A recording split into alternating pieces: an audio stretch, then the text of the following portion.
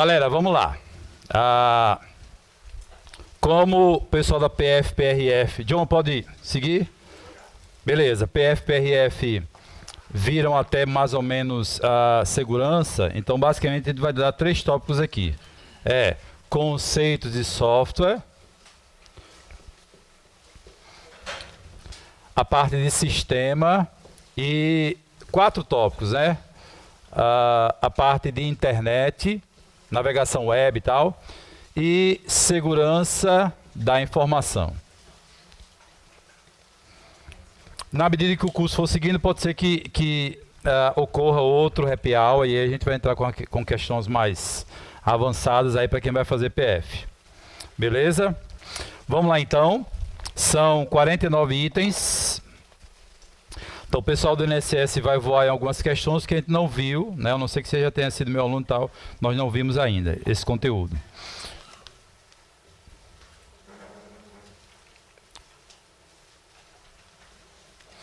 Ok, vamos lá. Com fé, confiança, acreditar que vai dar tudo certo, né? E como a validade, como a Assis falou, é muito curta, próximo ano deve ter PF de novo. Acho que a validade são 30 dias, se não me engano, né? Então vai ter PF de novo aí. Ok. Tivemos uma novidade em relação à informática, né? Cair questões mais avançadas, mas aí nós vamos pegar questões da área técnica para trabalhar essas questões também. Beleza? Questão. Software é o nome dado ao conjunto formado pela unidade central de processamento, memória e pelo dispositivo de entrada e saída, também conhecido como periféricos, teclado, mouse e impressora. Pessoal, errado, tudo que você vê e toca é hardware. Software é a parte lógica, né? Programa de computador, ok? Então Windows, Word, Excel, vírus, são softwares maliciosos e tal. Então é errada a questão. Quando ele fala aqui na CPU, né? Memória principal, memória auxiliar, dispositivo como teclado e mouse, são hardware. No Windows, os nomes de arquivos podem conter qualquer caractere do idioma português, exceto tio, acento grave, agudo e circunflexo. Errado. Pessoal, aqueles 9 caracteres que não são permitidos são esses aqui, ó. Lembrando também que dentro de uma pasta não pode haver 2 arquivos com o mesmo nome e extensão, mas os caracteres basicamente, um probleminha aqui, deixa eu colocar aqui nesse modo que aí a gente mostra esse mesmo. Olha lá, os caracteres são esses aqui, ó. Barra contra barra, sinal de maior e menor. Coringa para pesquisa. 2 pontos e aspas duplas e o módulo. Então são esses 9 caracteres que não são permitidos. Então arroba e tal, aqui. Aceita, números, né, espaço. Podem ser utilizados. Então eu salvei o arquivo com esse nome aqui, com esses caracteres aqui, né? O que não pode, ó, são esses 9 aqui. Então, errado o item 2. Item 3, uma restrição do atalho no Windows 7 é que ele deve necessariamente ter o mesmo nome do arquivo que ele referencia. Errado, pessoal. Olha lá, o atalho é calculadora, é o nome dele. E o arquivo que ele referencia, olha lá, propriedades, olha lá, calc.exe, é o arquivo que ele referencia. Lá no disco C, o Windows System. Ok? O atalho é prompt de comando, é o atalho. Propriedades. Qual é o arquivo que ele referencia? Seu Windows System, olha o arquivo executável do prompt de comandos, ó, cmd.exe. Então o nome do atalho é uma coisa, necessariamente não tem que ser o mesmo nome do arquivo que ele referencia. Então está errada a questão. Próximo. Caso a troca rápida de usuário esteja ativada, quando o usuário fizer logoff, o outro logon, os programas do primeiro permanecerão sendo executados no computador.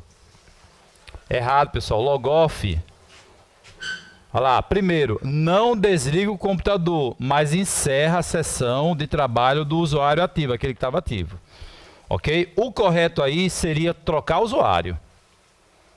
O correto aí seria esse, ó. Aí sim, mantém a sessão do primeiro usuário ativa e permite que outro usuário entre pela conta dele. Então o Windows é um sistema multi-usuários e ele consegue trabalhar com sessões ativas. Fazer logoff não, ele encerra a sessão do primeiro. Ó. Trocar usuário sim, ó. Alterna os usuários sem fechar os programas.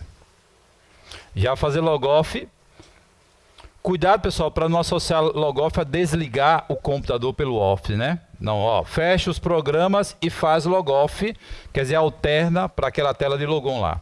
Então questão errada, quando ele coloca que o primeiro permanecerão em execução só se fosse trocar o usuário. Trocar o usuário, tudo bem. 5. A execução periódica do desfragmentador de disco do Windows.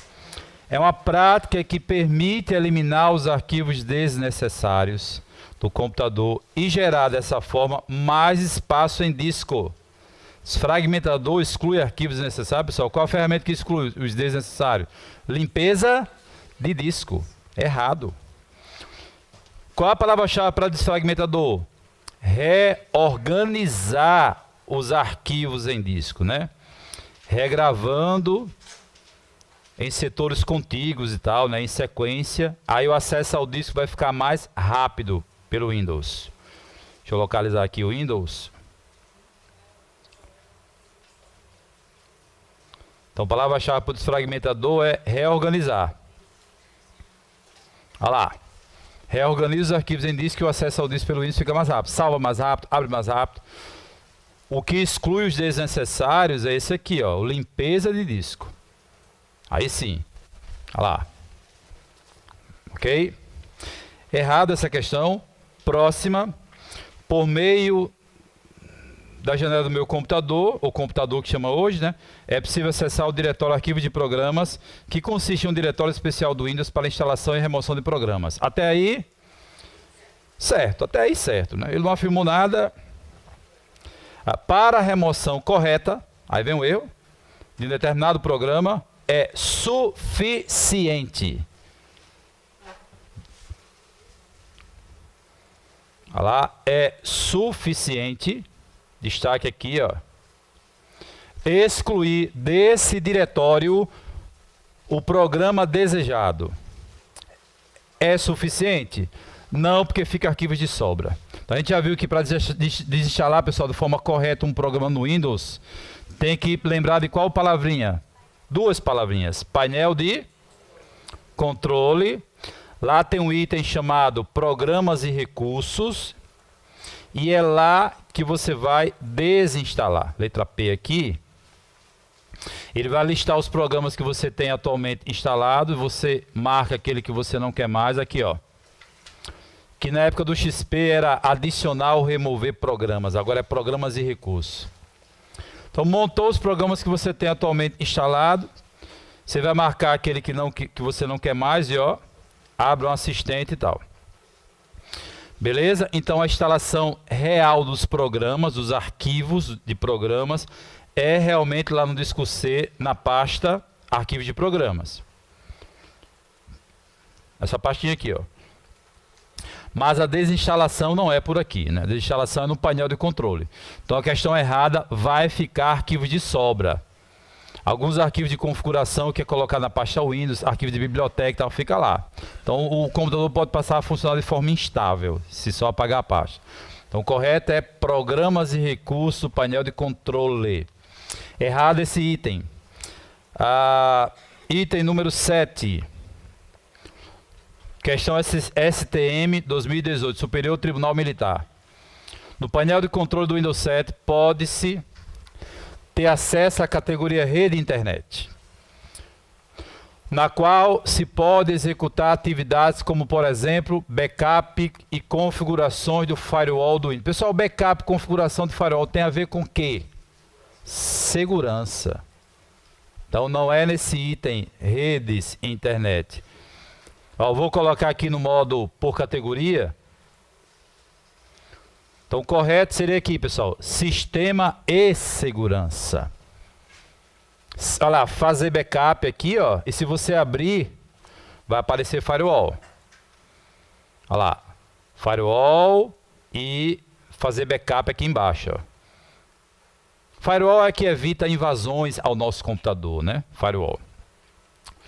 Então, errada a questão, troca para esse item aqui, sistema e segurança, é o correto. E não redes, como ele colocou aqui, ó, rede internet. Errado esse item.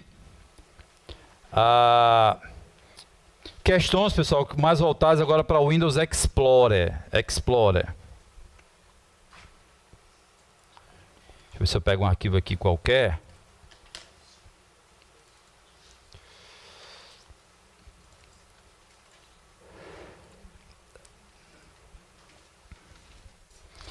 Então, o CESP gosta mais desse tópico, hein? Quando é o Windows, gerenciar arquivos e pastas. É copiar, mover, excluir. O CESP gosta muito desse tópico aí.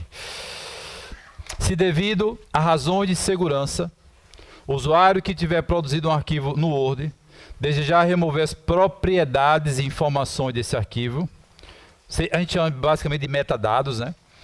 Como, por exemplo, autoria, tamanho e data de criação, ele poderá fazê-lo por meio de funcionalidades do Windows Explorer e do Windows 8. Errado, não consegue. Vou pegar o nosso arquivo aqui, ó. Olha lá, pegar esse arquivo doc aqui. E vou pelo próprio Windows aqui, lá em propriedades desse arquivo, eu vou tentar alterar essas informações complementares. Eu acho que aqui em detalhes. Olha lá, o autor.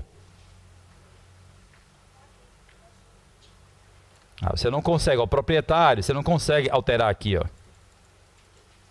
Ok? Digitar. Então, estou na propriedade daquele arquivo e não consegue. Agora vamos lá pelo Word. Pelo Word é possível. Deixa eu abrir esse documento.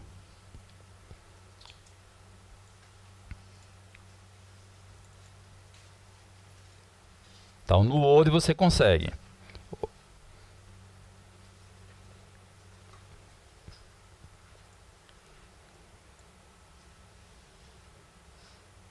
Pronto, vamos lá. Arquivo, acho que está logo em informações, propriedades do arquivo aqui, ó. E aqui eu consigo, autor, olha lá, como você pode, ó, alterar. Deixa eu ver aqui, tem uma opção que você altera as propriedades aqui. Eu acho que é direto aqui.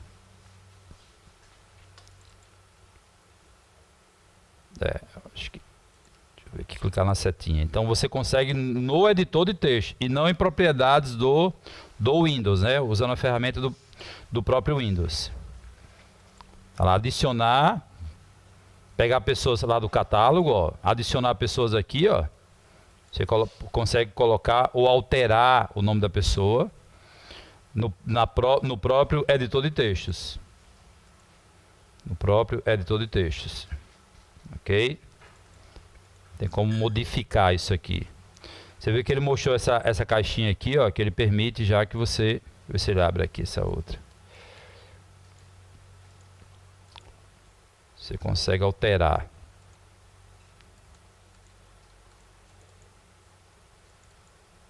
É por aqui que altera, porque eu estou sem espaço aqui, mas você consegue alterar por esses itens aqui. O nome, o autor, a outra modificação, quem fez... Você tem como remover aqui e alterar. Não tem como alterar aqui. Lá no Windows, né? Agora no próprio editor você consegue alterar. Não, a data é aquela que ele marcou, que ele tinha colocado já. Também não, tamanho é uma coisa já de salvar, né? Pode mudar a autoria, né? Data de criação acho que permanece, que foi aquela que você salvou, mas tem que ser no Word aqui. Tamanho já é fixo, né? Quando você cria e tal. Mas você pode mudar a autoria aqui, é possível. Acho que a data ele mantém e o tamanho não, porque o tamanho vai de acordo com o que você vai criando, aumentando o texto, né? E vai salvando. Ok? Então, o primeiro item, não salva nas propriedades do arquivo pelo Windows, tem que ser pelo Word. E daqui eu acho que dá para mudar a autoria. A autoria que pode. Agora, tamanho e data, né? Então, e o outro erro está aqui, ó. Não é no Windows que você faz isso. Não é no Windows que você vai fazer isso.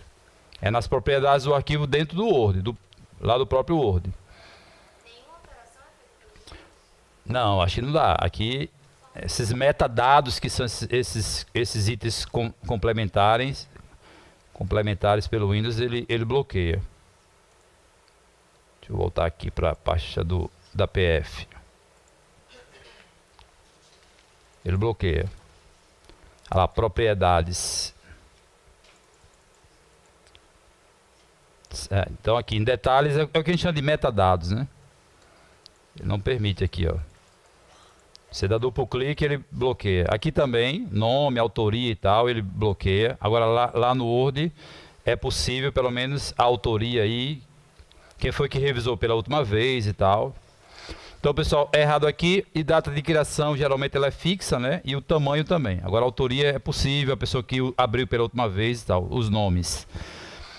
Vamos lá, um arquivo sem conteúdo pode ser criado e armazenado no disco rígido de um computador, desde que seja nomeado no momento da sua criação. Questão correta, pode. Inclusive, pessoal, é possível criar um arquivo tipo documento sem necessariamente entrar no Word e no Excel. Basta você clicar com o botão direito na área vazia de uma pasta, ó, novo, e aí, ó, documento Word. Não, você pode, ó, ou aceita,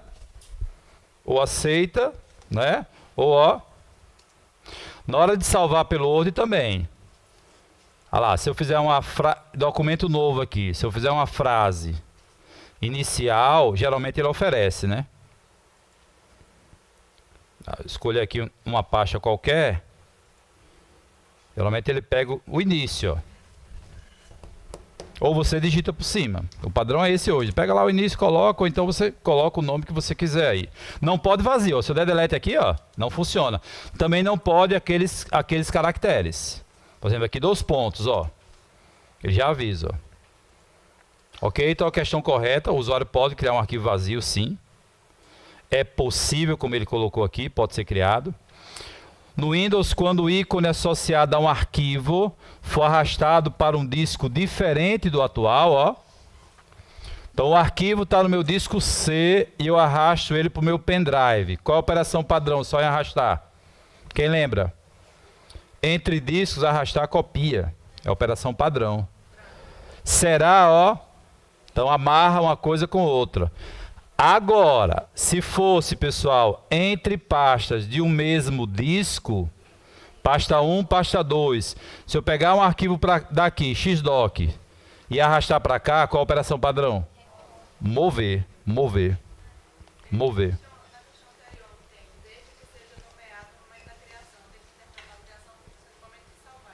Isso. Então, nomeado tanto faz. O nome que ele oferece ou aquilo que eu... Porque a identidade do arquivo é o seu nome. Por isso, na hora de salvar, tem que ter, nem que seja uma vírgula, um pontinho, tem que ter alguma coisa, né? E lembrar daquela regra, né? Dentro de uma pasta no Windows, não pode haver 2 arquivos com o mesmo nome e extensão, né? Ele não aceita. Ou então 2 subpastas com o mesmo nome. O Linux aceita porque o Linux faz diferença em maiúsculo e minúsculo. Então, na pasta Linux eu posso ter um arquivo aula txt minúsculo, aula txt maiúsculo, que ele aceita. O Windows não pode ter o mesmo. Pode em pastas diferentes, ok? Então, pessoal, entre discos, copia, se arrastar. Entre pastas do mesmo disco, move, que é recortar, colar, né? Então, questão correta aí, ó. No Windows Explorer, do Windows XP ou do Windows 7, tanto faz. Ao se efetuar a ação de mover um arquivo que esteja aberto em uma pasta para outra, de uma pasta para outra. Esse arquivo é automaticamente salvo, fechado e em seguida transferido para a pasta destino. Ó, quais são as 3 operações que não será possível fazer, pessoal, se o arquivo estiver aberto? 3. Renomear, mover, copiar pode. Renomear, mover e excluir. Então, renomear, mover e excluir, o arquivo tem que estar fechado, senão vai dar mensagem de erro. A resposta aqui é que o Windows vai dizer, olha, o arquivo está sendo usado pelo Word. Pode não. Aqui está sendo usado pelo Excel. Vai dar mensagem de erro. Não vai fechar automaticamente tal. Então, mover também não pode excluir e também não pode renomear. Então, a operação possível com o arquivo aberto é copiar. É muito fácil cair na prova assim. No ambiente Windows, se um arquivo estiver aberto, ele não poderá ser copiado. Pode, é a única operação que pode. Poderá ser copiado. Beleza, gente? Vamos mais.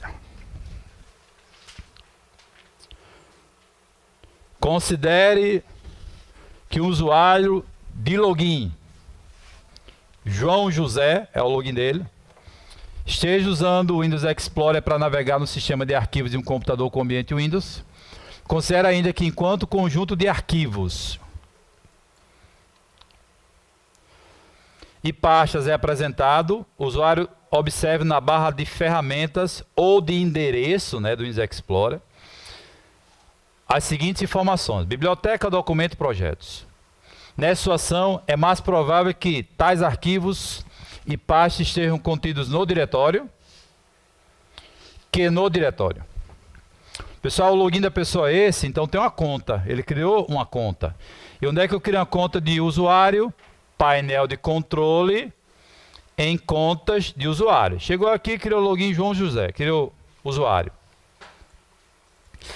Ok? Só que eu já falei em sala que a sequência de pastas sempre começa com C usuários. Então, o usuário que tem, pessoal, conta de administrador, ele pode acessar os outros que estão aqui na pasta usuários. Ó. Olha como eu vou abrir aqui Chico. Chico, documentos, por exemplo, e aí uma pasta qualquer que ele tenha. O caminho não é Chico documentos, o caminho é, olha lá, C, usuários, Chico, aí eu que vem depois, a pasta que vier depois. Então essa é a resposta certa. Então quando cai um caminho de pasta envolvendo o usuário, você tem que lembrar desse início aqui, ó. C usuários com o nome da pessoa. Então se eu acabar de criar uma usuária lá, Maria, quando eu vier aqui vai estar C usuários Maria. Depois é que vem a área de trabalho e tal. Né? Então a situação que ele deu foi que a pessoa entrou em documentos, acho que entrou em alguma outra pasta, né? Vou entrar aqui na pasta, sei lá, projetos, pronto, aqui, como está na prova. Tem uma pastinha aqui chamada projetos. É isso, projetos, é? Pronto, ó. Ok? Mas aí quando ele clica aqui, ó, o correto é ser usuários, o nome da pessoa, que eu acho que é João José aí, né? Documentos, projetos. Então a questão está errada. O correto é que apareça assim, ó. Na barra de endereço, caminho de pasta. Caminho da pasta mesmo, lá no disco C. Tá? Então, como é que é a pasta desktop do usuário João? Como é que fica no disco? Vai ficar C, usuários em inglês, João, ou área de trabalho, né? Vai ficar assim, ó. João desktop. Então, errada a questão. Em sua instalação padrão, sistema operacional Windows 8. Aliás, pessoal, a partir do XP. A partir do Windows XP para frente, o Windows XP, o Windows Vista 7, 8 e o novo 10. Qual é o sistema de arquivos que o Windows diz? Eu vou formatar um disco para instalar o Windows. Eu vou ter que escolher qual sistema de arquivo. O FAT32 ou FAT simplesmente, ou o NTFS. NTFS. Sistema de arquivo, pessoal, é o conjunto de regras que o sistema operacional usa para ler e gravar arquivo. Desde a versão XP, que se usa o NTFS. FAT é da época, acho que do Windows 95, 98, que tinha limitação de tamanho de disco, de arquivo e tal. Ok? Então esse é o padrão. Você formata primeiro o disco para poder instalar o sistema. E já cria as regras, né? Então o correto, ó. O resto aqui é do Linux. Sistema de arquivo do Linux. Ext 3 e 4, Razer também e o XFS. São sistemas de arquivos do Linux. Do Windows é FAT e NTFS. Eu já peguei uma questão Linux do CS ele trocando. O Linux usa NTFS como padrão, enquanto o Windows usa Ext. Questão CESP ele trocando isso aí. Então o Windows usa FAT e o padrão dele para disco de alta capacidade NTFS. Então HD de 800 GB, 500 GB, né, 1 TB. Quando eu for formatar, ó, vou escolher esse aí. Então na formatação você escolhe o sistema de arquivos. Isso aqui, pessoal, é sistema de arquivos. Formatar um disco é preparar o disco para poder receber o sistema, que é um comando que apaga tudo. Ao formatar o meu HD, eu vou apagar tudo, eu vou ter que fazer backup antes. Que ele zera o disco. Já deixa preparado para você instalar o Windows. Então, ó.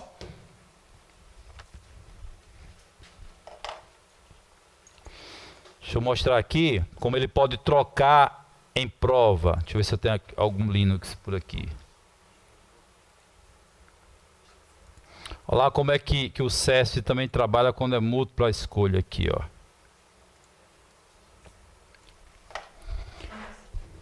Isso é uma questão que a gente vai ver quando for estudar Linux. Ó, o Windows 7 profissional grava os arquivos em formato nativo, ó. Morreu a questão. Porque esse formato é do Linux. Acabou-se. Não tem nem que ler o resto. E FAT, que é do Windows aqui, ó. Então, o padrão do Linux, pessoal, é Ext e o Razer. São os dois que ele mais trabalha. FAT e NTFS são do Windows. Aí ele bota, ó, o Linux utiliza por padrão NTFS. Trocou. O padrão da NTFS é o Windows, né? E o Linux usa Ext aqui, ó. Ext 3, Ext 4 são, né, sistemas de arquivo do Linux. Então o CS gosta de trocar os conceitos também. Beleza? Voltando aqui. Então NTFS, quando for formatar um disco rígido, né? A ferramenta OneDrive do Windows 10 é destinada à navegação em páginas da web. Pessoal, o navegador padrão do Windows 10 chama-se Edge. Bom nome para botar em filho, né? Menino, ô Edge, sai daí, moleque. Pessoal, o que é OneDrive? Serviço de armazenamento na nuvem da Microsoft, que é integrado ao Windows 10 hoje em dia. O Windows 7 você tem que baixar e tal, né? Mas no Windows 10 já vem integrado. Aqui ele, ó. Olha lá, OneDrive aqui, ó. Dropbox e tal, você arrasta o arquivo, coloca aqui, se tiver conectado ele já armazena na nuvem. Então no Windows 10 ele já vem integrado. O navegador, como ele está falando aqui, chama-se Edge.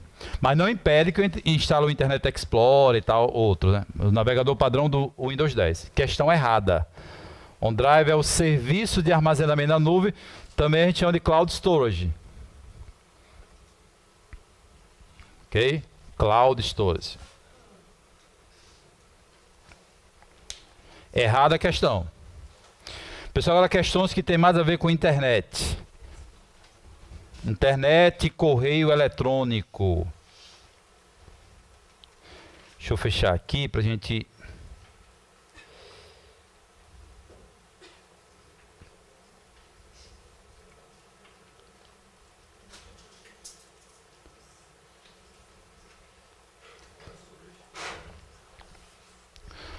O termo Wi-Fi, pessoal, Wi-Fi quer dizer comunicação sem fio. Usa ondas de radiofrequência, né? Teria como uma tecnologia de interconexão de dispositivos sem fios, olha como casou aqui, ó. Na qual é usado o protocolo IEEE 802.11, ou a norma, né? Questão correta, a norma da rede sem fio, o protocolo é esse, dado pelo Instituto de Engenheiros Elétricos e Eletrônicos, né? 802.11. Como nós já vimos em sala aqui. Então, para matar a questão de rede sem fio, é só lembrar de Wi-Fi e 802.11. E saber que é, né, não tem cabeamento, porque ele pode colocar no final da questão que usa fibra ótica, por exemplo, né, que é um tipo de cabo. É errado. Ah lá, então, se eu souber dessa palavrinha e essa aqui, geralmente você vai matar a questão de rede sem fio. A norma da rede sem fio 802.11, dado pelo Instituto de Engenheiros Elétricos e Eletrônicos. Vimos em sala o pessoal da PRF e da PF. INSS vai chegar lá. Tem a variação mais na velocidade, ó. O A, o B, o G e o N tem um padrão atual que é o AC, que chega a quase 2.000 megabits por segundo, que é a taxa de velocidade de transmissão. Usando radiofrequência, né? Ondas de rádio. Por exemplo, esse roteador aqui está no padrão G, ó. Ele é de 54 milhões de bits, a taxa de transmissão dele. Ok? Então, questão correta sobre rede sem fio. Então, amarra o Wi-Fi com a palavra sem fio e a norma da rede sem fio 802.11. Pessoal, o que são protocolos, né? Conjunto de regras de comunicação em que os computadores que fazem parte de uma rede têm que seguir. É como se fosse idioma. Idioma de comunicação. Por exemplo, na internet é usado um conjunto chamado de quê, gente? TCP/IP, que pode ser usado em intranet, extranet, rede local e tal. Programa padronizado utilizado para estabelecer comunicação entre computadores e demais dispositivos em rede, como o switch, né, e tal. São específicos para cada sistema tem o seu conjunto de protocolo? Não, independe do sistema. É um padrão mundial que todo sistema que quiser se comunicar em rede, ele tem que adotar esse conjunto, né? O conjunto de protocolos TCP/IP, que é um conjunto de protocolos, ó, empilhados em camadas, ó. Tem a camada de redes, que o que interessa é o IP, ó. A de transporte, tem 2 protocolos. E os que mais caem em prova, protocolos de aplicação, como transferência de página. Esse aqui é para fazer download e upload. Esse é para recebimento de e-mail em programa como Outlook. Esse é para envio de e-mail. Esse é para ler o e-mail direto no servidor, né, o IMAP. Esse é para controlar computador a longa distância. Esse é o que traduz nomes de domínio, DNS. Esse é o que atribui endereço IP. Ah, recebi o endereço IP da cabo, né? Quem manda é o servidor DHCP. Ok? São os que mais caem em prova, são esses. Aí tem um de transporte e tem um de UIP, que é o que gera os endereços para endereçar computadores e pacotes numa rede, né? Vamos lá. Então não depende de sistema. Tá. Hoje, pessoal, o padrão adotado é o TCP/IP. Seja você em Linux, Windows ou Mac OS da Apple, ou um sistema para grande porte, como Solaris. É o TCP/IP. Então é errada a questão. Na tecnologia TCP/IP usada na internet, um arquivo ao ser transferido é transferido inteiro. 600 dividido em vários pedaços. E transita sempre. Olha como tem palavra restritiva. É sempre por uma única rota entre os computadores de origem e destino, sempre que ocorre uma transmissão, errado. Podem pegar caminhos diferentes decididos pelos roteadores. Que a internet, pessoal, grosso modo, é um conjunto de redes interligadas por roteadores que tem regras de comunicação, que é a pilha TCP/IP.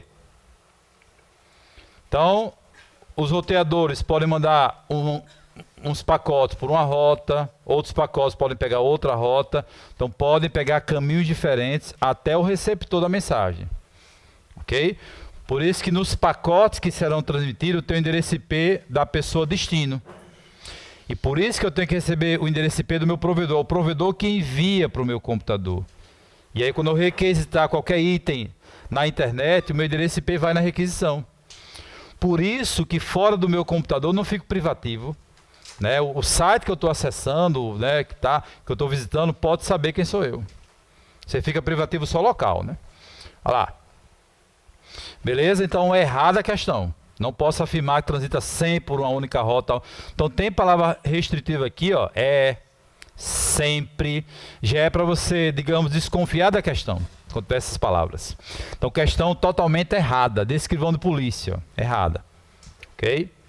Então a informação ela é quebrada em pacotes, que ele falou, ó, sem ser dividido em pacotes, chamado pacotes IPs. E pode pegar caminhos diferentes aí. Mas, na internet, está errado a 17. Os endereços IPs constituem recursos que podem ser utilizados para a identificação de microcomputadores que acessam a rede. Correto. Certíssimo. Por isso, pessoal, que caiu no INSS no último concurso. Por isso que uma das características do endereço IP é que ele é exclusivo. Deixa eu ver se eu... É o que a gente recebe do provedor, mas quando você recebe, naquele momento de acesso, só você tem. Na internet, então, 2 computadores não podem ter o mesmo endereço IP. Vamos lá, o endereço IP, pessoal, ele é um endereço, ó, lógico.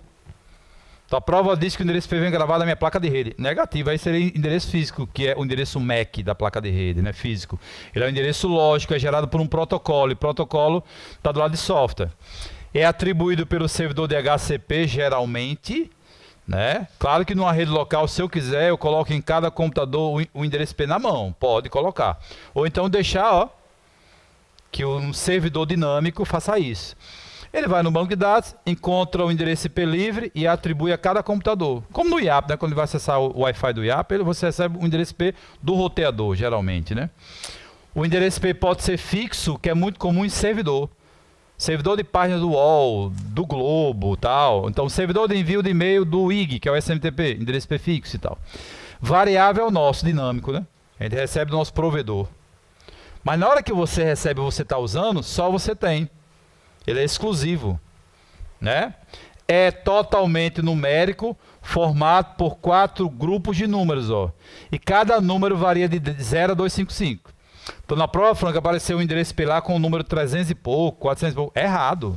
Não passa dessa faixa. É um padrão mundial, 0 a 255. Tem a ver com a questão da linguagem binária. E tem o IP na versão 6, né? Ok? Logo a questão, pessoal, está correta, ó. Na internet ou numa rede local, você é identificado pelo seu IP. 101, 102, 103, 104. Ok? E aí por isso que o que você acessa pelo seu provedor pode se saber.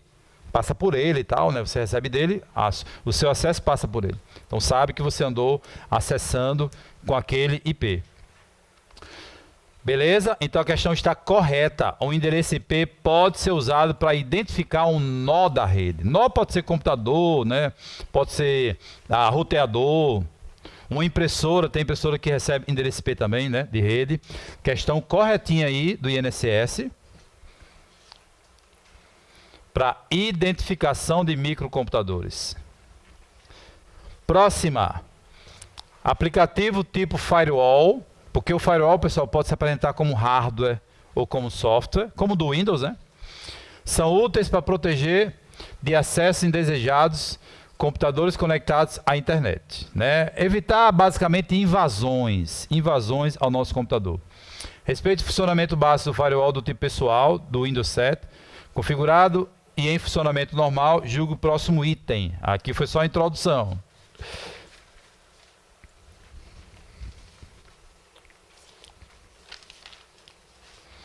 Se uma estação com firewall habilitado receber uma solicitação de conexão do tipo TCP, a conexão será automaticamente negada, porque comumente o TCP transporta vírus.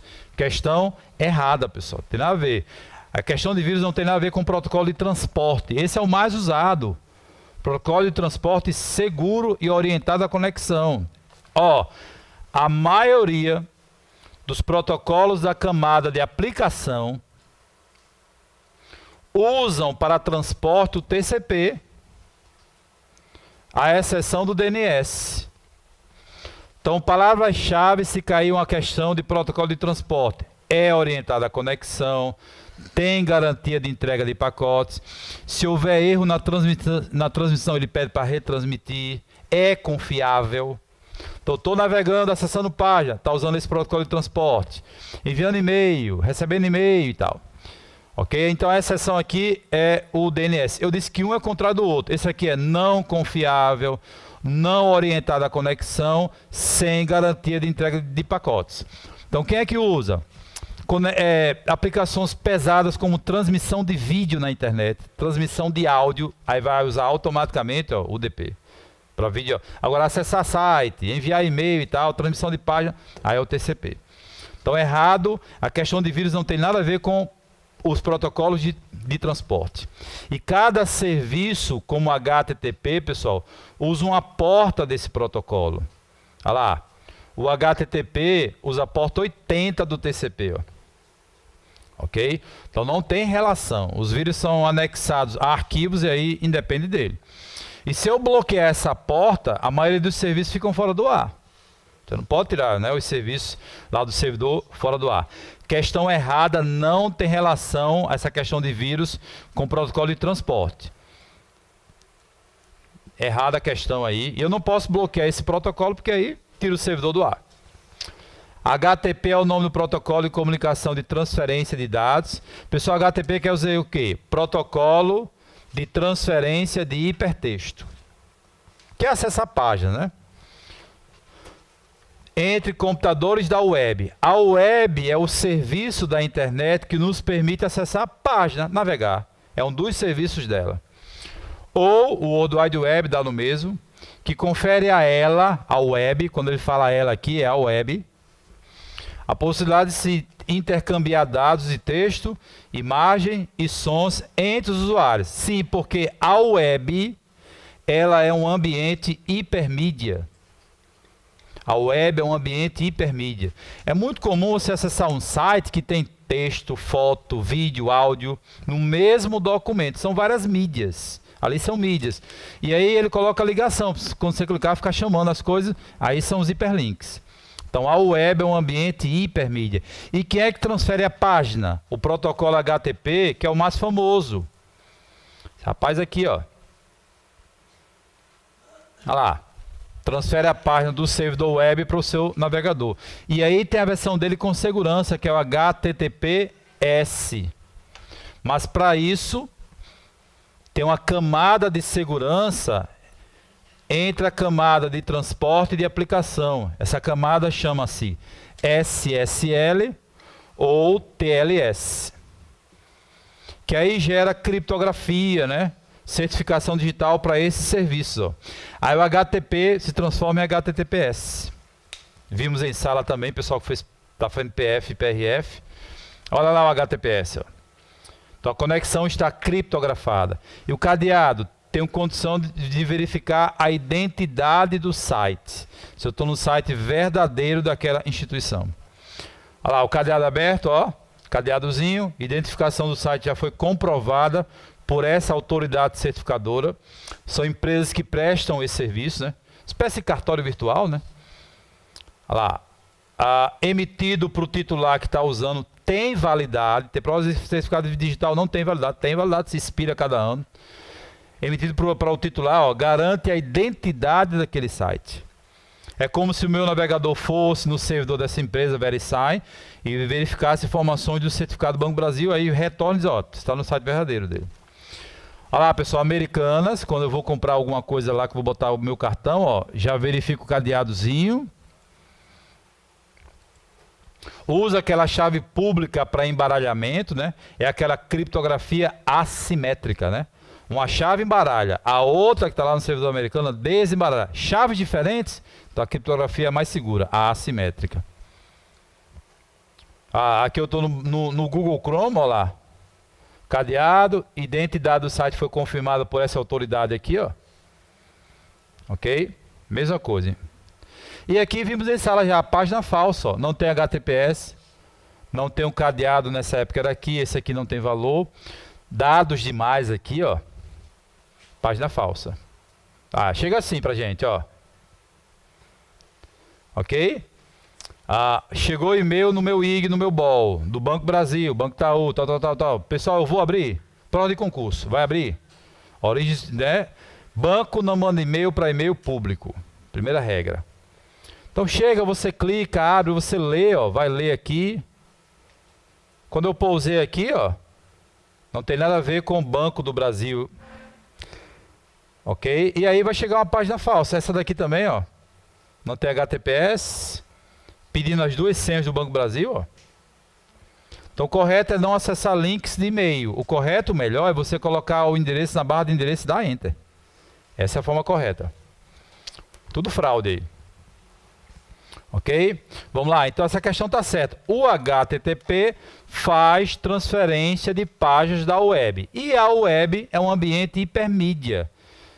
Você acessa um site, tem texto, tem imagem, tem som, tem vídeo, né? Questão correta. O protocolo SMTP, pessoal. Esse S eu disse que deve associar uma palavra. Qual é a palavra? Servidor de saída.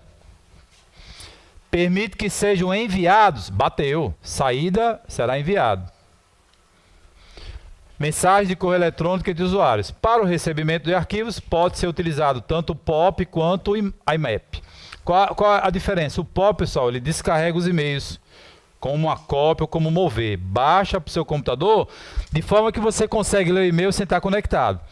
E o IMAP não, você lê no servidor, direto no servidor. Aqui ele baixa, por padrão, né?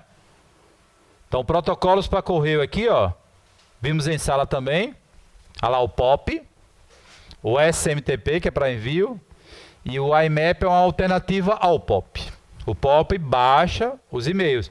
O IMAP você lê direto no servidor, mas alternativamente, ao abrir o e-mail por aqui, você pode salvar local. Né?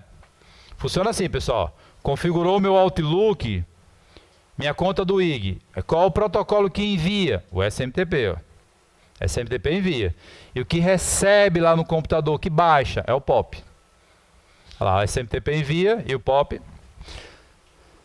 E a diferença de um para o outro é essa. O POP ele descarrega os e-mails do nosso computador, de forma que eu posso ler os e-mails sem estar conectado. E o IMAP aqui você lê direto lá no servidor.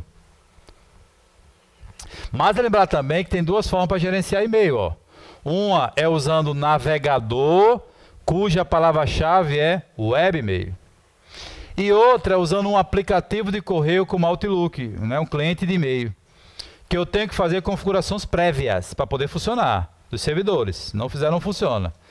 Tá? Então caiu o webmail. Tem que lembrar de quê? Navegador. Navegador botou login e senha.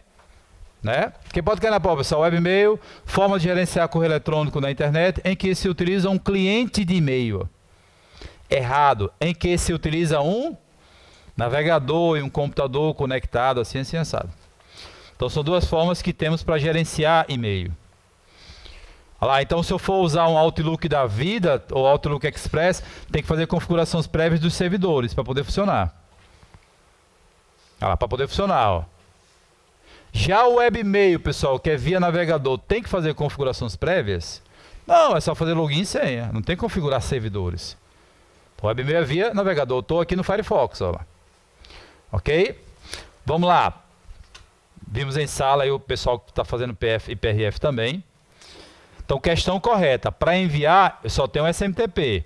Agora, para receber, eu tenho um POP que baixa os e-mails e o IMAP que eu acesso direto no servidor. O IMAP, né? O IMAP.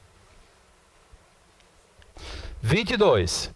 Um usuário que está acessando a intranet, olha aqui, intranet, de uma empresa deseja transferir para o seu computador um arquivo armazenado em outro computador conectado à internet. Nessa situação, é recomendável a esse usuário ativar a ferramenta, pessoal, transferência de arquivos. O que ele quer é transferência de arquivos. Transferência de arquivo, o protocolo é esse aqui, ó. FTP, File Transfer Protocol, download ou upload. Então, DHCP está errado. DHCP, ele atribui o endereço IP dinâmico. Mais uma vez, vou receber o endereço IP da cabo. Quem é que manda? É o servidor DHCP, para eu poder navegar. Tá? Então, transferência de arquivo certo é FTP. Download, upload e tal, e outras operações, né?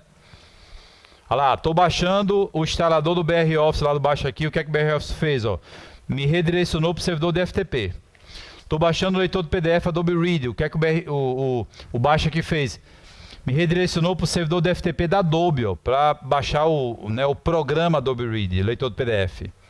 Pessoal, dica de prova, isso aqui também pode se chamar de prova de URL. O URL não é só HTTP, www, é qualquer endereço que nos permite acessar um recurso na internet. Só que aqui eu não estou acessando um servidor de página, que seria www, estou acessando um servidor de quê? De arquivos. Servidor de arquivos. E lá na ponta, aqui são diretórios, ó. Lá na ponta tem um arquivo executável que eu estou baixando, o instalador do Adobe Reader. Tá? Então, quando ele fala em arquivo, aqui, ó, da empresa armazenamento de uma empresa de transferir para o seu computador um arquivo. Arquivo, file, transfer, protocol. Protocolo para transferência de arquivos. Ok? Agora, se a questão fosse, o usuário vai acessar o seu provedor e o provedor atribuiu de forma dinâmica o endereço para esse usuário. Que provedor, que servidor é esse? DHCP. Já manda o endereço IP dinâmico. Ok? Errada a questão. O principal protocolo que garante o funcionamento da internet é o FTP. Responsável por permitir transferência de hipertexto e navegação na web? Pessoal, qual é o protocolo que usa para acessar a página? HTTP. FTP é para transferência de arquivos. Download e upload. Então o correto é Hypertext Transfer Protocol. E não FTP. Quando ele fala em navegação web, já é página. Página, quem transfere é o FTP. Ou é o HTTP. FTP, mais uma vez, para fazer download e upload na internet, transferência de arquivos.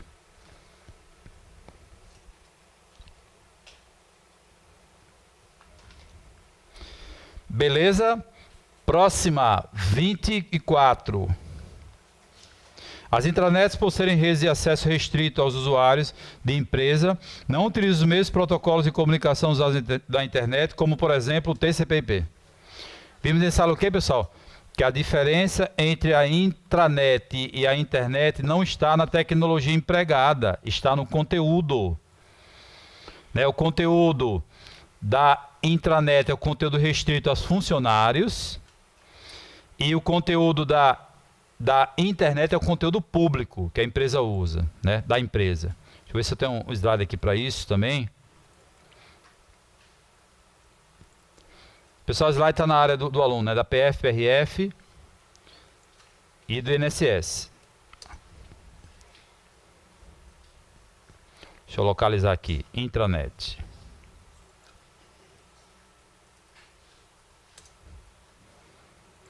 Olha lá. Qual a diferença de um ambiente para o outro? Está na tecnologia empregada? Não. Ambas usam tecnologia padrão de rede. Ambas usam o mesmo conjunto de protocolos. Ambas têm servidor de página, servidor, ou pode ter, né, correio e tal. Tem que ter no mínimo servidor de página numa rede para considerar que ali é intranet. No mínimo. Mas numa intranet pode ter um servidor de correio, servidor de arquivos, servidor DNS tem que ter, servidor DHCP geralmente tem. Então a diferença onde? Conteúdo. Conteúdo da internet é o conteúdo público. E da intranet é restrito aos funcionários. Ok? Mas lembrando, então é um site que tem na empresa que só acessa quem for funcionário. Lembrando, pessoal, que o intranet pode ser acessado a partir da internet de forma segura e controlada. E para se considerar a intranet, ela necessariamente não tem que estar conectado com a internet. A uma intranet necessariamente, para ela ser uma intranet, ela tem que estar conectada com a internet, não. Olha como a intranet, pessoal, pode ser acessada a partir da internet. Aqui é o site do TJ, a intranet, mas qualquer pessoa acessa? Não. Login e senha aqui, ó, de funcionário do TJ. A intranet do Ministério Público também vai pedir login e senha aqui, ó. Ok? Então a intranet pode ser acessada a partir da internet de forma segura e controlada. E usa o mesmo conjunto de protocolos que a internet usa, que é o TCP/IP. Então, errada a questão. 25. Para que se possa garantir a segurança da informação de uma corporação que disponibiliza aplicações na intranet, o acesso a essas aplicações deve ser restrito e exclusivo a seus funcionários. Certo, o conceito é esse. Podendo, nessas circunstâncias, as aplicações serem acessadas por meio da internet? Pode. Vai pedir login, senha e tal, né, de forma segura e controlada, né? Podendo entrar aí como é possível. É possível, sim.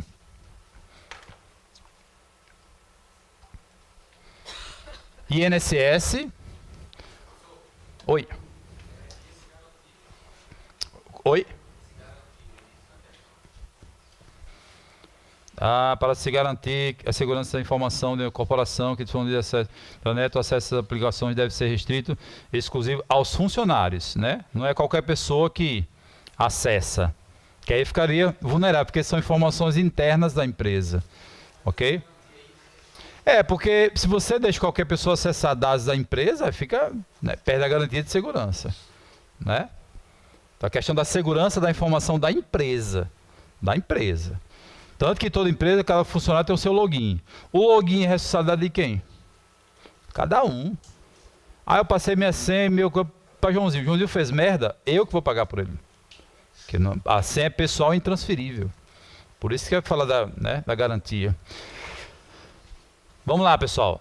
Olha lá. A área administrativa do INSS informou a todos os servidores públicos lotados nesse órgão que o acesso a determinado sistema de consulta de dados cadastrais seria disponibilizado por meio da internet. Quer dizer, outras pessoas podem, em substituição ao acesso realizado somente por meio da intranet do órgão. Nessa situação, não haverá similaridade entre os sistemas de consulta, não haverá, olha a afirmação. Por quê? Sistemas voltados para a internet, diferentemente dos voltados para internet, intranet, diferentemente dos voltados para a internet, não são compatíveis com o ambiente web? É errado. Pessoal, internet ou intranet vai usar site, vai usar hiperlink, vai usar homepage, igualzinho, não tem diferença não, né? É errada a questão quando eles não são compatíveis, são sim.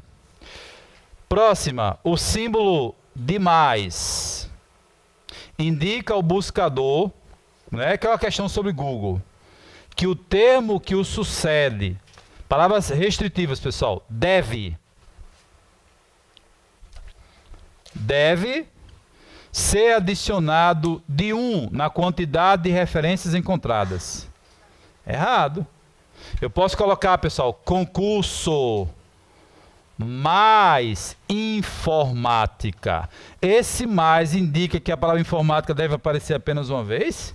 Não, deve aparecer informática. Pode aparecer 3 vezes, 4 vezes. Pode aparecer antes.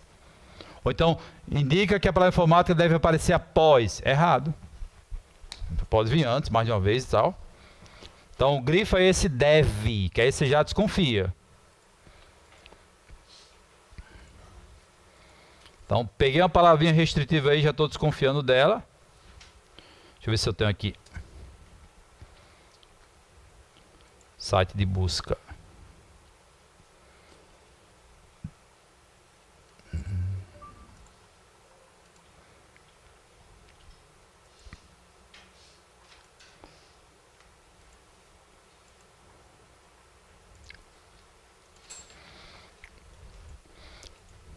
Olha lá, pessoal. Tipo de arquivo, file type, se cair em prova. Me pesquisa a palavra concurso dentro do tipo de arquivo PDF. Sem aspas, ele pesquisa palavras combinadas, se não colocar aspas. Se colocar aspa, pesquisa precisa, na ordem que você escreveu. Sai perfeito aí. Tanto que aqui deu 6.420.000 links, aqui só deu, ó, 558 mil. Botou aspas. Olha lá, concurso mais informática. Olha aqui, informática não vem logo consecutivo. Informática que veio antes 3 vezes e concurso veio depois. Então o que me chamou a atenção foi o deve. Deve, né, apareceu uma única vez e tal. É errado, pode aparecer mais de uma vez. Então grifa a palavra deve. Palavra restritiva a gente pelo menos desconfia. Ok? Mas pode ter uma questão com a palavra restritiva que é correta. Por exemplo, para o usuário acessar a internet, ele deve adotar um padrão, que é o conjunto de protocolos TCP/IP. Certo ou errado? Certo, deve. Tem o padrão de comunicação. A internet fala TCP/IP, é o idioma de comunicação dela.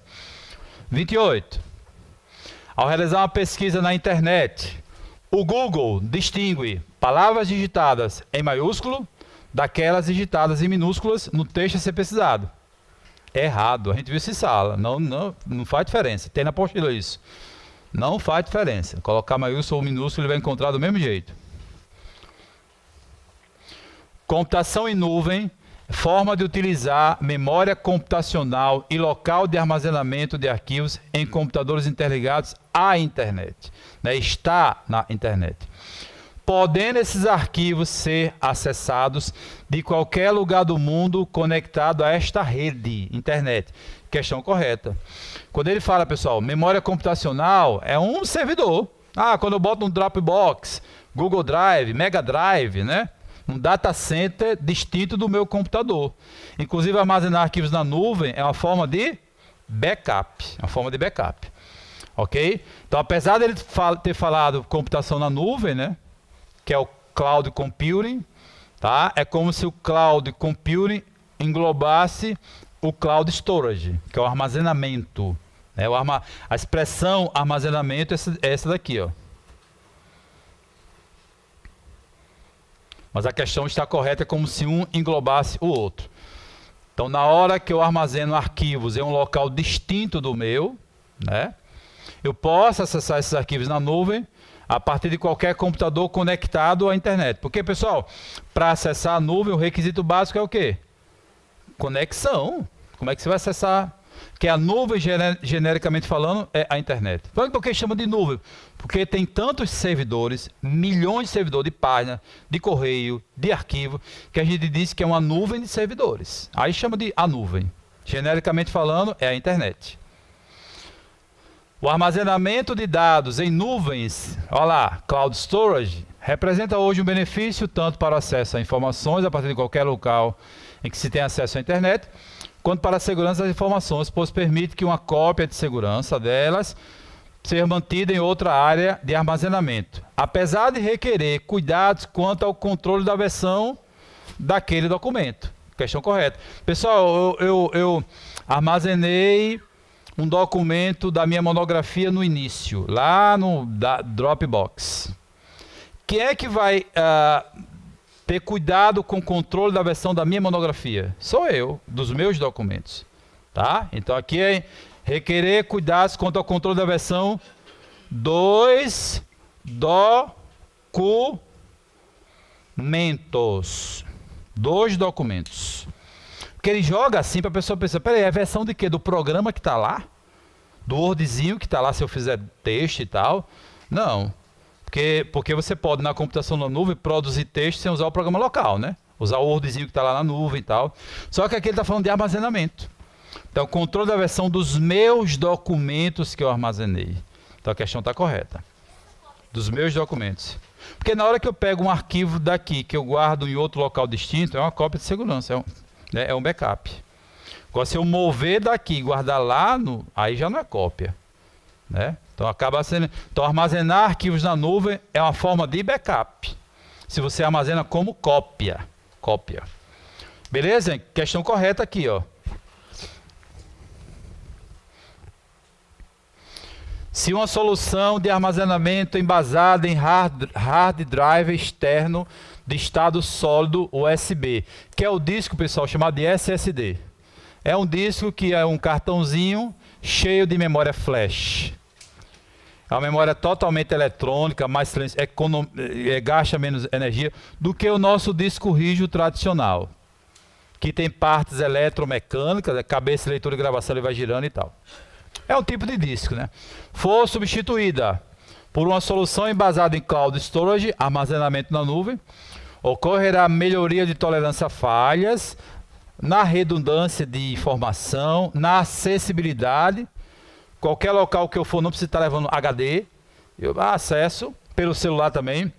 Agora o erro, além de conferir independência frente aos provedores de serviço, não. Se meus arquivos estão lá no Google Drive, Mega Drive, como é que eu vou ter independência? Eu vou ter que acessar meus arquivos lá, né?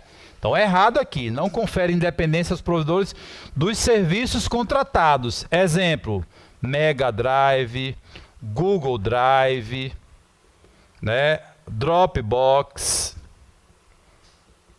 Errado. Oi. É um disco de estado sólido que eles chamam. É um cartão, tipo um cartãozinho com memória flash. A mesma memória que se usa em pendrive e em cartão de memória. É bem mais caro ele. Qualquer HDzinho externo dele, por fora sim, quadradinho e tal. Qualquer HDzinho dele pequeno é R$500. De 200 GB por aí. Enquanto com R$300 você compra um HD externo tradicional de 1 TB. Né? Então o erro da questão é que ele disse, ó, independência, as empresas que me prestam esse serviço, como é que eu vou ter independência, amigo? Eu vou ter que ter uma conta lá na empresa, né? Uma conta da empresa. Então o ruim do CESP é isso, joga palavras para você ficar interpretando.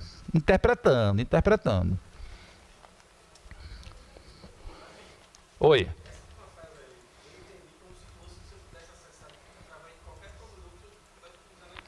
Não, mas aí quando ele fala provedor do serviço de armazenamento, né? Como é que eu vou ficar independente da empresa que me provê o serviço onde eu guardo os meus arquivos?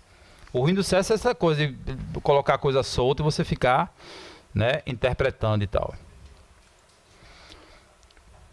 Os elaboradores. Pessoal, sobre nuvem tem também slide, né, na área do aluno. É esse aqui.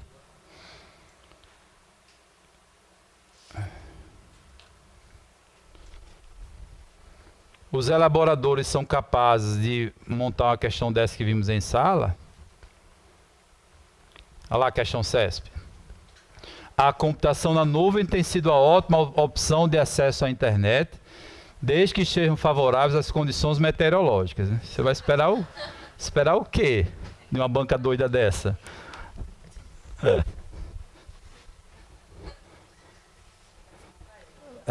Mas é questão de prova aí. Para quem nunca viu, tá ótimo.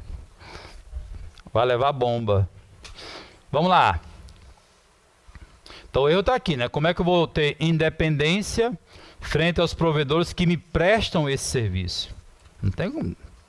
É a mesma coisa, né? A computação na nuvem não requer conexão com a internet. Como é que não requer se a nuvem é a internet?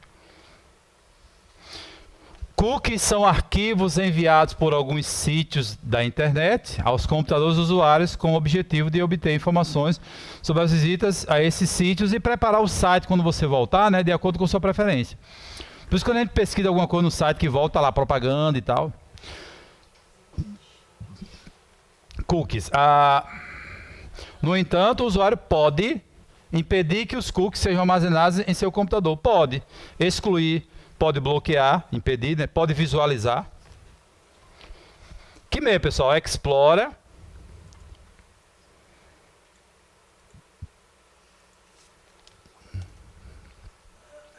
Ferramentas. Aqui você pode excluir os cookies, ó. Histórico de navegação. Entre eles, os cookies aqui, ó. Lá em opções da internet, você pode excluir também por aqui, que é a mesma coisa. E pode visualizar aqui em configurações, ó. Aqui em exibir arquivos. E se quiser bloquear, aqui em privacidade, ó. Bloquear todos os cookies. Cookies que já estejam nesse computador não poderão ser lidos pelo site, logo o site não vai mais me reconhecer. Né? Então por isso que quando a gente vai no Buscapé pesquisar um tênis, quando volta daqui a uma semana lá no Buscapé, ele já abre com propaganda de tênis, que ele reconhece. Eu fui o login do Ball, aí ele quer completar, é através de cookies. Tá? Então não são vírus, já peguei para a questão sazonal, é um tipo de vírus negativo. São arquivos, gera no site, grava no nosso computador, para quando a gente voltar ao site, ele lê o cookie, nos reconhecer e preparar a página de acordo com a nossa preferência. Frank, a prova disse que o HTTP transfere a página, mas que o servidor não pode acessar dados em nosso computador. Não pode, e quando ele lê o cookie, ele não está acessando? Um servidor da internet pode acessar dados, sim, pode. Né? Então o cookie ele pode ser visto, pode ser bloqueado e pode ser excluído. Então a questão está certa, o usuário pode. Já que é uma questão da PF que diz assim, mas não é possível excluir os cookies. Eu acho que a gente fez em sala, PF, PRF.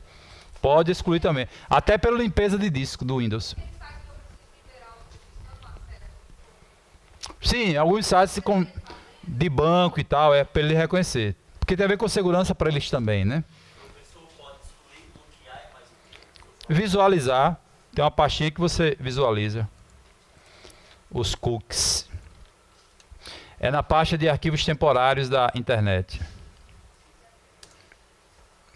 Deixa eu ver se eu localizo aqui.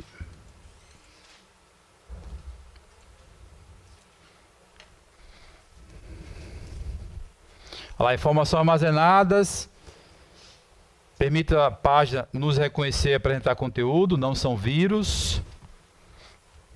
A pastinha é essa daqui, ó.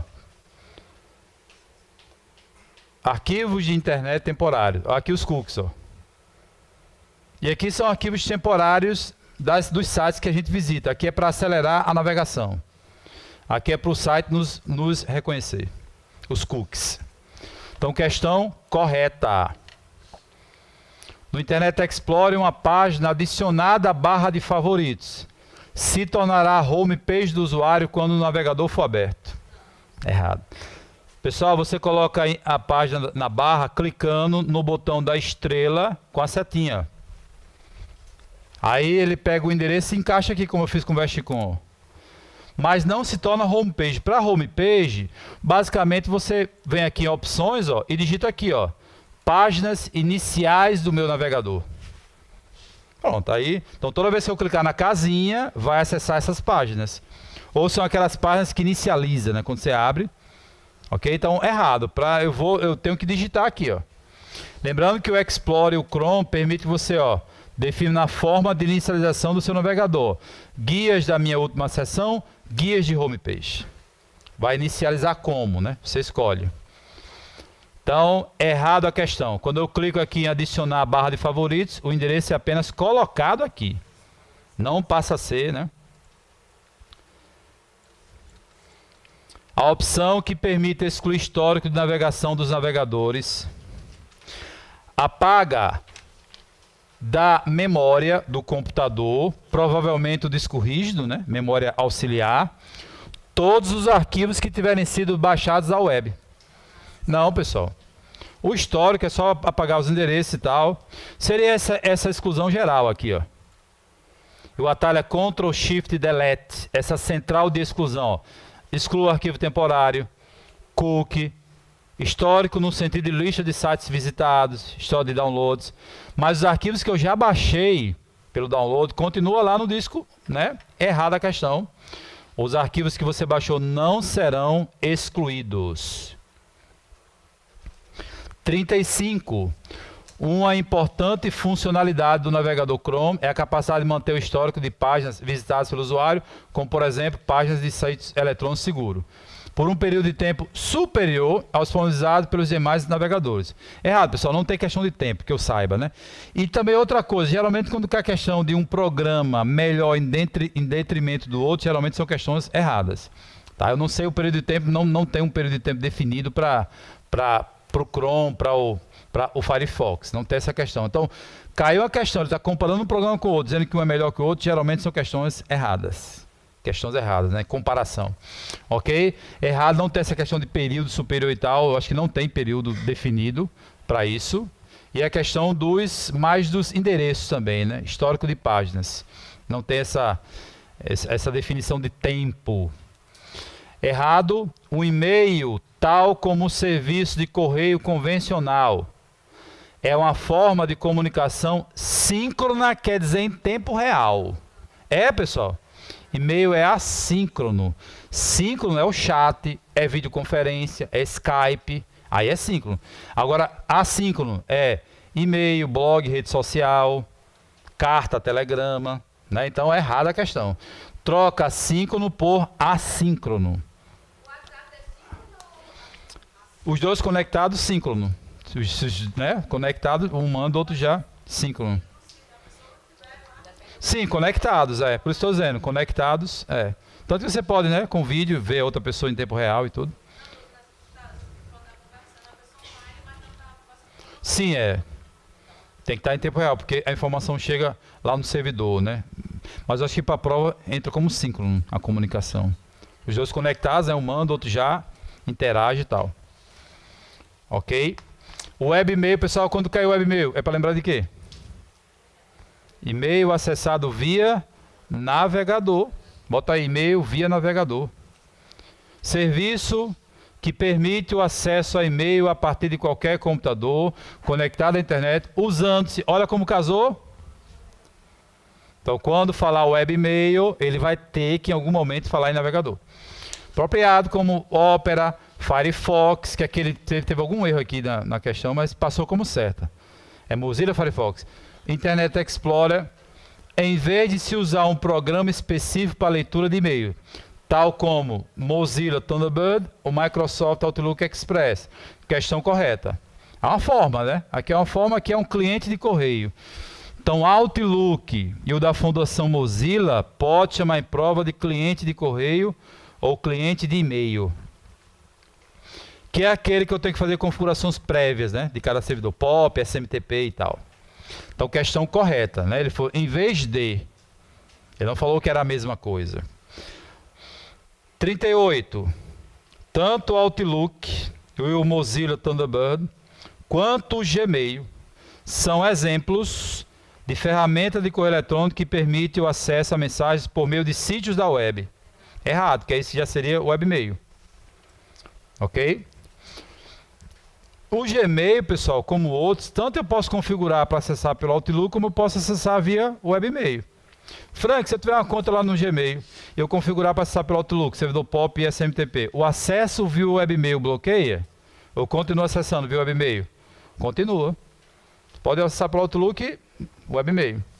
Ok? Então, ó, por meio de sítios da web, não, aí seria webmail. E aqui é o que? Cliente de correio. Cliente de correio é uma forma, o webmail é via navegador, é outra forma de gerenciar. Errada essa questão. Agora, pessoal, questões que tem a ver com segurança da informação.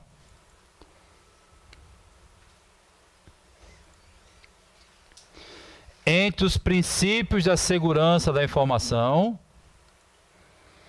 destacam-se, olha lá, confidencialidade, que é o sigilo, integridade e disponibilidade. Ok? Como é que se consegue isso aqui? O principal é a criptografia, sigilo. Aqui é questão da alteração e aqui é questão de estar disponível. Palavra-chave: a informação só poderá ser acessada por pessoas autorizadas. Ter condições de saber se a informação chegou igual ou foi alterada do transporte da origem ao destino. E a informação está disponível quando for requerida. Então, acesso, alteração e estar disponível quando for requerida. Então é só você botar aí, pessoal, o CID.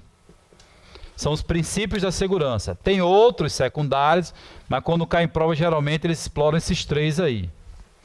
Vimos em sala também, ó, esses princípios da segurança da informação.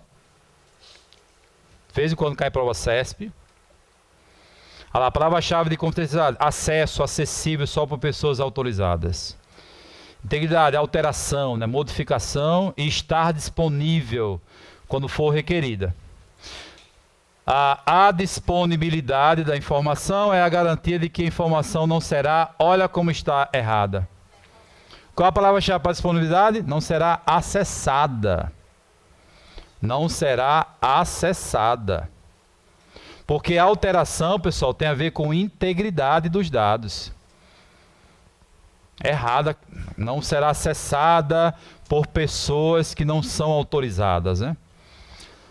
Ok? Então, no lugar da disponibilidade, para a questão ficar certa... desculpa, disponibilidade é estar disponível, não é? Acessada é confidencialidade. Então, aqui, ó, estar disponível. A informação está disponível quando for requerida. Tá? Acessada é quando for confidencialidade. Aí é acessada. Então, quando ele fala em alterada, a palavra que deveria estar aqui é a integridade. Integridade. Errada, 40. 41. Ao contrário de um vírus de computador que é capaz de se autorreplicar e não necessita de um programa hospedeiro para se propagar, um worm não pode se replicar automaticamente e necessita de um programa hospedeiro. Errado. Comportamento desses malware, quem sabe bem é o CESP. Aqui, pessoal, ameaças a um sistema que já vimos em sala. Ó. Uma das ameaças são os programas maliciosos. Quem são eles? Vírus que precisa de um arquivo hospedeiro e só se replica se o arquivo hospedeiro estiver em execução. Aí vem um cavalo de Troia que disfarça de algo útil e tal. E o worm, ó, que tem replicação, ele tem autorreplicação. Replicar automaticamente em redes e não precisa de hospedeiro. Então, nessa questão, a pessoa trocou. Então, no lugar do vírus, você bota o worm e no lugar do worm, você bota vírus, que a questão fica certa. O elaborador, ele trocou na 41. 42. Engenharia social, termo que designa a prática de obter informações por intermédio de exploração de relações humanas de confiança ou outros métodos que enganem usuários. Apesar do nome lindo, ó, engenharia social é o artigo 171. Caô, enganar pessoas. Usando técnicas de persuasão eficazes. Questão correta. Vimos em sala também. Qual a espécie de fraude, né? Um e-mail que manda para você, você foi convencido pelo e-mail e tal, pode entrar aí como uma espécie de engenharia social. Olha lá, engenharia social aqui. Técnica de persuasão e convencimento eficaz. Certinho aí. 43. Computadores infectados por botnet podem ser controlados remotamente, bem como podem atacar outros computadores. São chamados, pessoal, computadores zumbis. Já peguei questão 6 de computadores zumbis. Deixa eu ver se ele está por aqui. Ele está como uma das ameaças. Olha lá. Então, caiu o boot ou botnet, vai falar que o computador pode ser controlado, pode fazer um ataque de negação de serviço, aquele ataque de sobrecarga, computador zumbi. Então, boot é como se fosse o malware, e botnet é a rede formada por ele. Então, o hacker invadiu 50 computadores com o boot e fez uma rede botnet. Aí, ele, a longa distância, ele pode programar um ataque. Aquele ataque de negação de serviço, né? Denial of Service ou DDoS. Um ataque de sobrecarga para tirar um servidor do ar. Ela ataca para tirar esse servidor de páginas do ar. DDoS. Beleza? Questão correta aí sobre botnet ou boot. É uma espécie de malware também, né? Um malware. Os phishings. Pessoal, o que é phishing? É uma página falsa que finge ser de uma instituição verdadeira. Achando de pescaria. Aquele que você recebe o e-mail e tal, né? Aí quando abre a página de banco falsa, que vimos agora há pouco. Usados para aplicar golpes contra usuários de computadores, são enviados exclusivamente, já me chamou a atenção. Palavra restritiva. Por meio de e-mails. Os navegadores, contudo, têm ferramentas que algumas vezes identificam esses golpes. Eu acho que não. Nem antivírus e tal. Aqui é questão de comportamento do usuário. O usuário pode ter aberto uma espécie de e-mail, clicou lá inadvertidamente, né? E outro erro, ó, exclusivamente não. Pode vir por um link de uma página.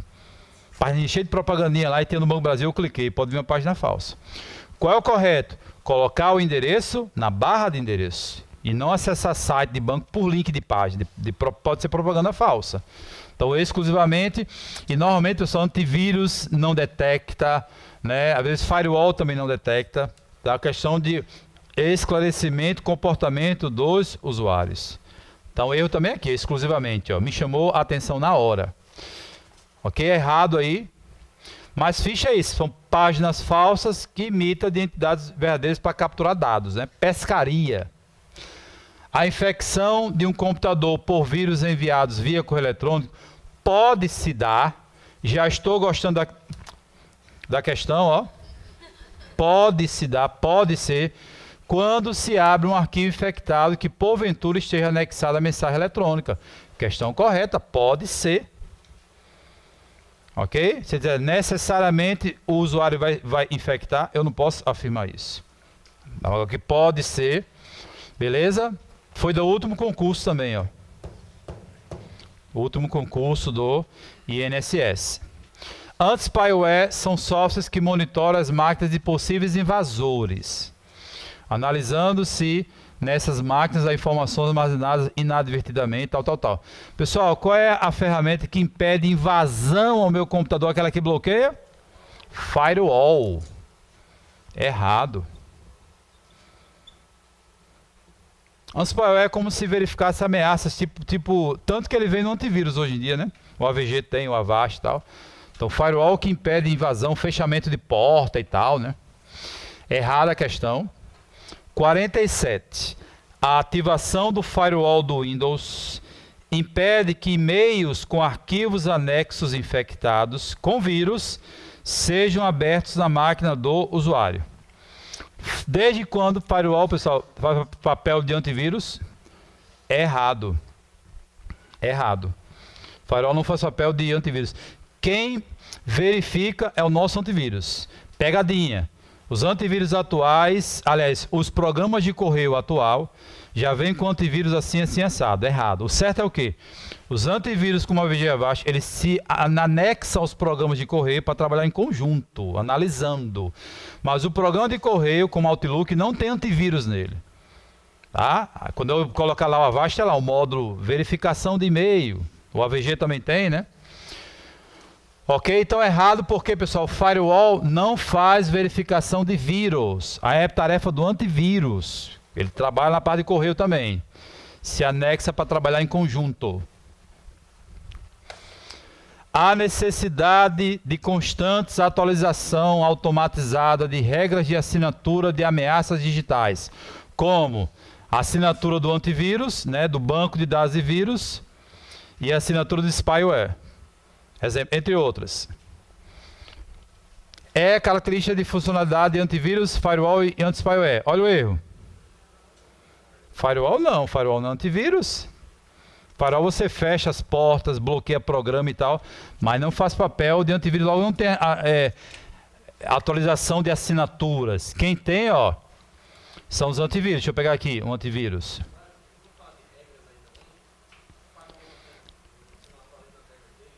Não, mas eu acho que ele falou mais a parte de atualização. Olha lá. A definição de vírus e de spyware. Tarefa do antivírus. Ó. Do antivírus.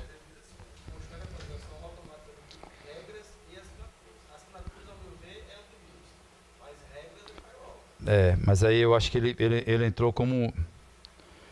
Eu vou verificar essa questão aqui. Mas aí quando fala de assinaturas de digitais, seria assinatura... Seria isso aqui, ó. Definição de vírus e de spyware. Atualização do banco de dados, né? Características de funcionamento de antivírus, firewall e anti-spyware. O erro é esse, que firewall não tem essa assinatura, né? Tem as regras de portas, né? Vou verificar o gabarito oficial, mas quando fala em atualização aí, é só para antivírus. Vamos dar uma olhada nesse aqui.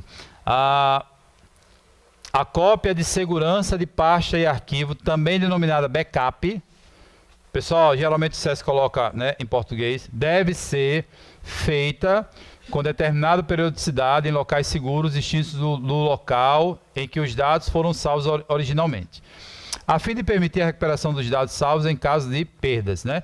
Apesar do deve, que é restritivo, a questão está certa. Pessoal, não se faz backup e mantém a cópia de segurança no mesmo local onde estão os dados originais. O backup é esse aqui, ó. Olha lá, quais são os tipos de arquivo? De dados. Por que não programa? Programa se reinstala. Onde é que eu posso gravar minha cópia de backup? CD, DVD e tal. Então, ó, eu gravo os dados originais para um local distinto. Para quando der problema nesse HD principal, original, eu posso recuperar de outro local. Backup é isso. E é o ato de copiar, viu, gente? A questão de botar assim, backup é o ato de mover os arquivos. Mover não, copiar, é duplicidade. Então eu tenho 1000 arquivos de dados aqui que me interessam. Aqui eu vou ter esse mesmo 1000. Quanto mais atualizado, melhor, né? Backup. Pessoal, obrigado pela atenção aí. Até o próximo encontro nosso aí de Happy Hour.